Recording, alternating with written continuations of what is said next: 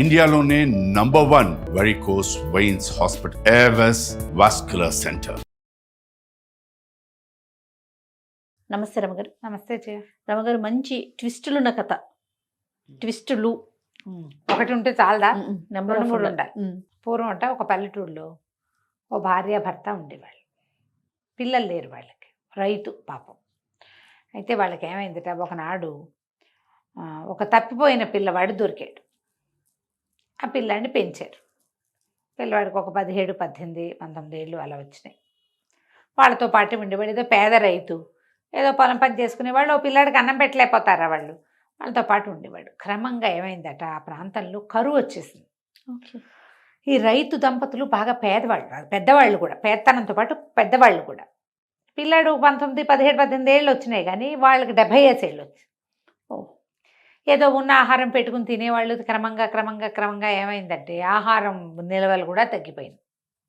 అయితే వాళ్ళు ఏమన్నారు, రే నాయన, ఈ ఊళ్ళో కాటకం వచ్చింది, మేమేదో ఇంత తిని బతకగలం, పెద్దవాళ్ళం, నువ్వేమో ఇంకా ఎదిగే పిల్లవాడివి, క్రమంగా తిండి కూడా దొరక మలమల మాడి చచ్చిపోయేలాగా ఉన్నాము, మేము ఆ ఊరు ఈ ఊరు రాలేము, ఊళ్ళో చాలామంది వలసలు వెళ్ళిపోతున్నారు, నువ్వు వెళ్ళిపో, ఇన్నాళ్ళు పెంచాం, నువ్వు ఇక్కడి నుంచి వెళ్ళిపోనాయినా అని పంపించారు. పంపిస్తే వీడు మొదటంతా ఏడ్చి మొత్తుకున్నాడు, కానీ తర్వాత ఏం చేయలేక ఇంకా అక్కడ ఉంటే ఏముంది, వాళ్ళతో పాటు వీడు మాటమే. అక్కడ వర్షాలు లేవు, కాటకంగా ఉంది. సరే బయలుదేరి వెళ్ళిపోయాడు. వెళ్ళగా ఏవో అడవి అవి ఇవి దాటుకుంటూ పోయాడు. కాయ కసరు ఏది కనపడితే అది కొట్టుకుని తిని, దుంపలు కనపడితే ఒక కడుక్కుని పచ్చివే తిని వెళ్తూ ఉంటే ఒక పురాతనమైన కోట ఒకటి కనపడిందట. అంతా మట్టి మకిలి మశానంగా ఉంది. సరే బయట వాన వస్తోంది కదా, పడుకుని నిద్రపోయాడు. నిద్రపోయేసరికల్లా వాడికి తెల్లవారుజామున మెలకు వచ్చింది.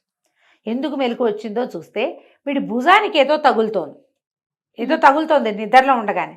చూస్తే అదొక చెయ్యి, ఒక చెయ్యి ఆకారంలో ఉంది. ఉలిక్కి పడి లేచాడు. చూస్తే ఇప్పుడు అది ఎట్లా తగులుతుంది, ఈ పార్ట్ ఇట్లాగా తగులుతోంది, ఈ పార్ట్లో ఒక దీపం ఉంది. లేచాడు దిగ్గున. వాడు తిండికి వాచిపోయి ఉన్నాడు, అలసిపోయి ఉన్నాడు, ఎన్ని డక్కా మొక్కీలు తిన్నాడో. అదురుకోవాలి వాడు, భయపడాలి, కానీ అదర్లా వాడు. లేచి అదేమిటా అని పరిశీలనగా చూడడం మొదలుపెట్టాడు. ఆ దీపం పట్టుకున్న చెయ్యి ఇట్లా ముందుకు కదులుతూ వెళ్తుంది. కుర్రాడు ఏమనుకున్నాడు, ఎక్కడికో వెళ్తోంది, దీని వెనకాల వెళ్దామని దాని వెనకాల వెళ్ళటం మొదలుపెట్టాడు. ఆ దీపం పుచ్చుకున్న చెయ్యి అట్లా ముందుకు వెళ్తుంటే ఆ భవనం అంతా వెలుగ్గా కనపడటం మొదలెట్టింది. అంతకుముందు వీడు వెళ్ళినప్పుడు అది పాత కోట. లోపలికి వెళ్తూ ఉంటే లోపల పెద్ద పెద్ద గదులు, అవన్నీ పెద్ద హాలు, బోలెడన్ని సామాన్లు. అక్కడి నుంచి ఒక్కో గది చూడడం మొదలుపెట్టాడు దీపం వెలుగులో. ఓ గది నిండా బట్టలు, ఒకటి స్నానశాల, ఒకటి భోజనశాల. వీడు ఏం చేశాడు, ఇంకా చూస్తే స్నానశాలలోకి వెళ్ళి ఈ బట్టల దాంట్లో నుంచి బట్టలు తీసుకెళ్ళి స్నానశాలలో శుభ్రంగా స్నానం చేసి బట్టలు కట్టుకుని హాయిగా ఆ భోజనశాలలోకి వెళ్ళి చూస్తే మనిషి పిట్ట పురుగు లేరు లోపల. హాయిగా వడ్డించుకుని తిన్నాడు బోల్డంతా తిండి. అంతా తిరిగి చూశాడు, భవనం అంతా శుభ్రంగా తినేదాకా ఆ దీపం అటాగే పట్టుకున్నది. చుట్టూతా తిరిగాడు.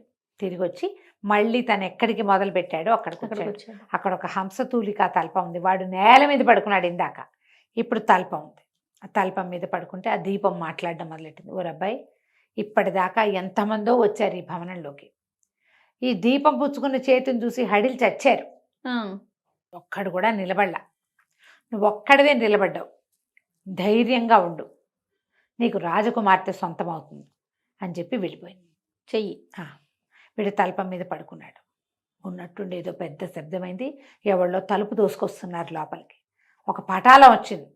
వాళ్ళందరూ ఇంత కర్రలు పుచ్చుకొచ్చి ఈ పిల్లాడిని, కుర్రాడిని, మన వాడికి ఏం పేరు పెడదాం, రావుడు అని పెడదాం, రావుడిని సావు కొట్టి చెవులు మూసారు. వాళ్ళు కొట్టేశారు.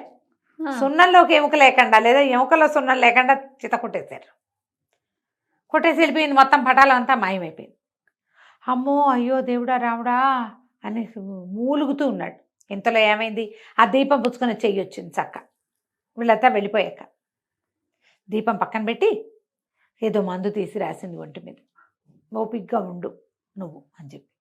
మర్నాడు తెల్లారింది. వీడాతో తల్పం మీదే ఉన్నాడు, ఏమీ లేదు అక్కడ, ఫుడ్ లేదు, గిడ్డు లేదు. రాత్రి కడుపు నిండా పట్టపగలేలాగా తిన్నాడు కదా. ఇక వాడు అక్కడక్కడే అడవిలో తిరిగి అందులోనే ఉండిపోయాడు, ఆ బిల్డింగ్లోనే. రెండో రోజు రాత్రి మళ్ళా దీపం చెయ్యి వచ్చినాయి. వీడేం చేశాడు, దాని వెనకాల పడిపోయి స్నానశాలలో హాయిగా బోళ్ళంతసేపు పన్నీటిని జలకాలాడి ఇంకో జత మంచి బట్టలు కట్టుకుని, ముందు రోజు దెబ్బలు తిన్నాడు కాదు, వేడి వేడి నీళ్ళు పోసుకుంటే హాయిగా సలీస్గా సుఖంగా ఉంది అనమాట వాడికి.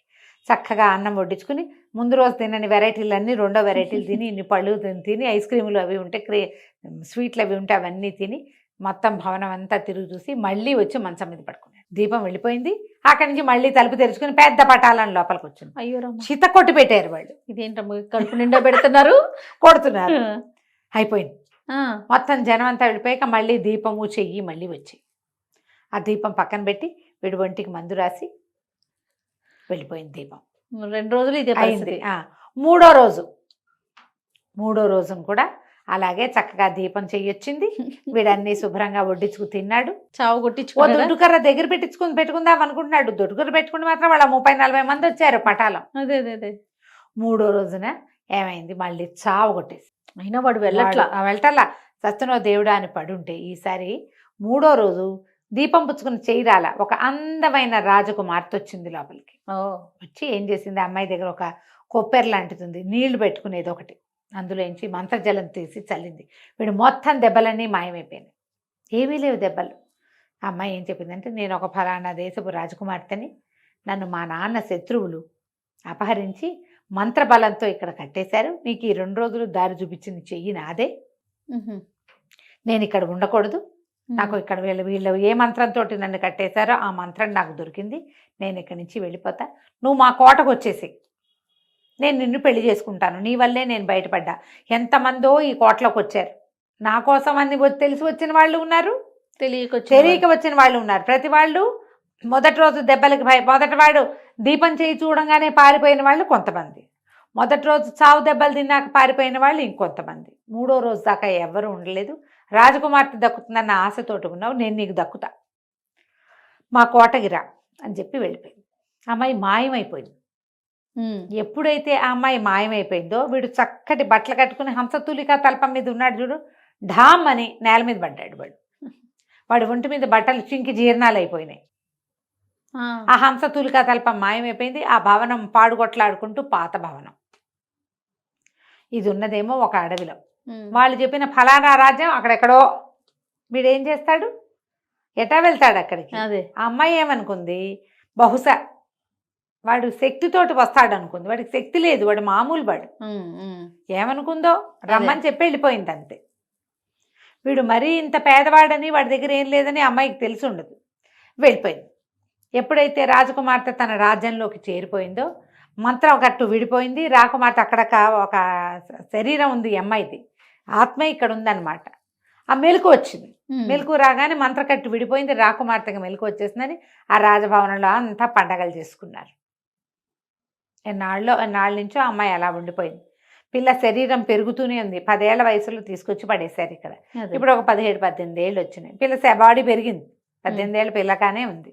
దాంతో వాళ్ళు ఏమనుకున్నారు, పిల్ల పెద్దదైపోయింది, ఇక పెళ్లి చేసేద్దాం అనుకున్నారు. ఈ అబ్బాయి వస్తాడేమో అని చూస్తోంది. వాడు రావటల్లా, ఎప్పటికీ రాలేదు. ఎన్నాళ్ళైనా వాడికి తెలీదు, వచ్చే దారి అవకాశము లేదు, తెలీదు కూడా వాడికి. ఎప్పుడో కనుక్కుని రావాలి, ఎప్పటికొస్తాడు. ఈ అమ్మాయి ఊరుకుంది మాట్లాడకుండా, ఇంకేం చేయాలి. కానీ దిగులుగా ఉంది. వాడు కదా నన్ను కాపాడాడు, లేకపోతే ఇట్లాగే డెడ్ బాడీ లాగా ఇక్కడ పడుండేదాన్ని. ఎన్నాళ్ళైనా వీళ్ళు దాన్ని సంరక్షిస్తూ ఉండేవాళ్ళు, అంతే ఉండేది. నేను అక్కడే పడుండేదాన్ని, ఆ పాత కోటలో ఎన్ని సంవత్సరాల నుంచో అక్కడ పడున్నాను అని కొంచెం బాధగా ఉంది. కానీ ఇంకేమీ చేయలేకపోయింది. కొంతకాలం గడిచేసరికల్లా రాజుగారు ఏమనుకున్నారు, రాజకుమార్తెకి పెళ్లి సంబంధం కుదిర్చారు. కాదని ఇట్లా చెప్తుంది, అవతల వ్యక్తి ఎవడైనా ఉండాలిగా. సరే సంబంధం కుదిరేసరికల్లా ఏమైంది, రాజకుమార్తెని రాజకుమారుణ్ణి ఇద్దరిని ఊరేగింపుకి తీసుకుపోయారు. ఇంకా పెళ్ళి అవ్వాల, రేపొద్దున పెళ్ళి. ముందు రోజు ఊళ్ళో ఊరేగాలి. ఇద్దరిని ఒక రథం ఎక్కించారు. రథం ఎక్కిస్తే ఆ రథం మీద వెళ్తూ అది మొత్తం ఊరంతా తిరుగుతాయి అన్నమాట. ఆ ఊరేగింపు సరిగ్గా కోట తలుపు దగ్గర దాటుతుంటే కోట తలుపులోంచి అప్పుడే మన ఈ రాముడు చింకి గుడ్డలతోటి లోపలికి వచ్చాడు. కోట వస్తుంటాయి కదా, ఈ అమ్మాయి అంతా వెతుకుతోంది. కనపడుతున్న జనాల్లో వాళ్ళ కేసు చూస్తుంది అనమాట. ఊరికే చెయ్యి పటల్లా రాకుమార్తెలాగా మనుషుల్లో ఎక్కడైనా వాడు కనపడతాడేమో చూస్తుంది. అప్పుడే కోట తలుపుల్లో నుంచి బయటకు వస్తున్న వాడిని చూసేసరికల్లా ఆశ్చర్యపోయింది. వీడే మనవాడు అనుకుని బండి ఆపించింది. ఆ రాజకుమారుడిని అడిగింది, నా దగ్గర ఒక పెద్ద పెట్టు ఉంది, దానికి చక్కటి తాళం వేశాను నేను. తాళం చెవి కాస్త పోయింది. తాళం చెవి పోయింది. చాలా రోజులు చూసి ఒక కొత్త తాళం చెవి చేయించాను. కొత్త తాళం చెవి చేయించుకున్నాక పాత తాళం దొరికింది. నేను ఏ తాళం వాడాలో చెప్పు అని అడిగింది. రాకుమారుడు అన్నాడు, కొత్త తాళం ఎప్పుడు డూప్లికేటే, పాతది ఒరిజినల్ కదా, నువ్వు ఒరిజినల్దే వాడాలి అనగానే ఈ అమ్మాయి ఏం చేసింది, సైనికుడిని పిలిచి, ఒరే ఆ వస్తున్న అతన్ని జాగ్రత్తగా రథంలో కూర్చోబెట్టు అని చెప్పి ఈ రాజకుమారుడిని తీసుకెళ్ళింది అతని దగ్గరికి. నేను 7 సంవత్సరాలు మంత్రకట్టులో ఉన్నా. నా శరీరమే ఇక్కడుంది. నా ఆత్మ ఒక ఫలానా పురాతన కోటలో ఉంది. ఆ కోటలో నుంచి నన్ను రక్షించిన వాడితను. వాడెవడో నాకు తెలియదు, కానీ నన్ను రక్షించాడు. నా ఆ మంత్రకట్టు విడిపోవడానికి వీడు 3 రోజులు చావు దెబ్బలు తిన్నాడు వాళ్ళతోటి, ఆ మంత్రశక్తి శక్తులతోటి దెబ్బలు తిని నన్ను మళ్ళీ నా శరీరంలోకి ప్రవేశించేలాంటి అవకాశం నాకు ఇచ్చాడు. నేను అతన్ని పెళ్లి చేసుకోవాలనుకున్నాను, నన్ను రక్షించాడు కాబట్టి. ఇతను ఎప్పటికీ రాలేదని మా నాన్న నీ సంబంధం కుదిర్చాడు. ఇంకేం చేస్తాను, తాళం పోగొట్టుకున్నారు కాబట్టి కొత్త తాళానికి సరద్దాం అనుకున్నాను, కానీ ఇతను కనపడ్డాడు. ఇతనే నా పాత తాళం చెవి అని చెప్పి. రాకుమారుడు వెంటనే డ్రాప్ అయిపోయాడు. పర్వాలేదు, మేము వెనక్కి వెళ్ళిపోతాం, నీ పెళ్లి వేడుకలు చూసి వెళ్తామని చెప్పాడు. తండ్రి కూడా రాజకుమారుడు ఒప్పుకున్నాడు కాబట్టి ఇంకా ఆయన ఏం అనలేపాడు. వాళ్ళకి తెలుసు ఇన్నేళ్ళు మంత్రకట్టులో ఉంది, ఆ పిల్ల జీవం లేకుండా ఉంది అని. ఇవి రాముడిని తీసుకుపోయి శుభ్రంగా స్నానాలు పానాలు చేస్తే వాడు చక్కటి వాడే. కొద్ది రోజులు బాగా పోషించాక రాజకుమార్తెనిచ్చి వివాహం చేశారు. కథ కంచికి మనం ఇంటికి. చాలా బాగుందండి. 2 ట్విస్టులు ఉన్నాయి. ఉన్నాయి రమ్మగారు. నమస్తే. నమస్తే.